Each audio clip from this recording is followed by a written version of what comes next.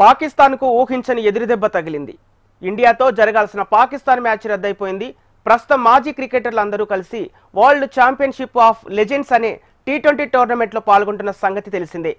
ఇందులో భాగంగానే ఇవాళ పాకిస్తాన్ ఇండియా జట్ల మధ్య మ్యాచ్ జరగాల్సి ఉంది. అయితే చివరి క్షణంలో ఇండియా పాకిస్తాన్ మ్యాచ్ రద్దయింది. రెండు దేశాల మధ్య ఇటీవలి కాలంలో యుద్ధ వాతావరణం నెలకొన్న సంగతి తెలిసిందే.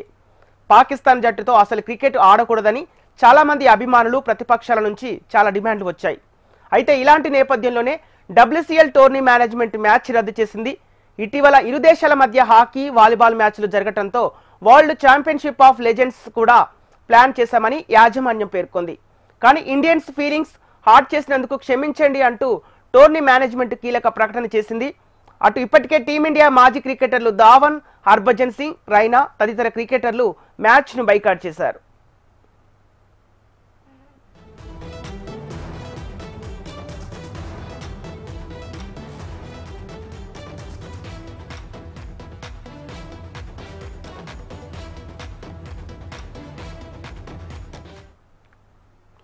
పాకిస్తాన్కు ఊహించని ఎదురుదెబ్బ తగిలింది.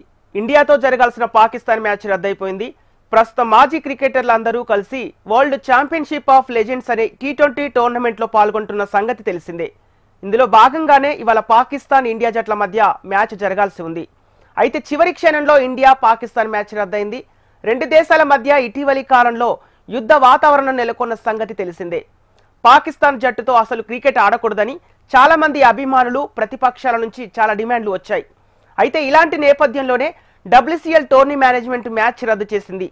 ఇటీవల ఇరు దేశాల మధ్య హాకీ, వాలీబాల్ మ్యాచ్లు జరగడంతో వరల్డ్ ఛాంపియన్షిప్ ఆఫ్ లెజెండ్స్ కూడా ప్లాన్ చేశామని యాజమాన్యం పేర్కొంది. కానీ ఇండియన్స్ ఫీలింగ్స్ హార్ట్ చేసినందుకు క్షమించండి అంటూ టోర్నీ మేనేజ్మెంట్ కీలక ప్రకటన చేసింది.